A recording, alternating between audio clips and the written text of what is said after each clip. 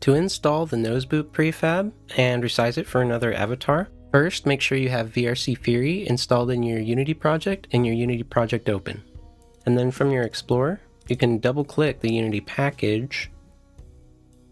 This should pop up, and then you can click import here. And you want to navigate to VIO, Interactions, Nose Boop, Boop Receiver, and then you have Boop and Boop Dynamic. These will be for the PC, and then you have the Quest Boops in here. So we'll do the Boop Dynamic for PC here.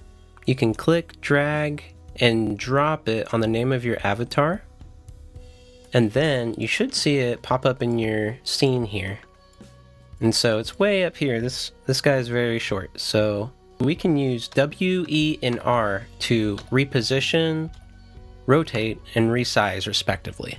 We'll go ahead and drag this down here, move to about the nose, press R, and I can resize. This sphere is the area where the boop will trigger when a finger hits it. And you're done.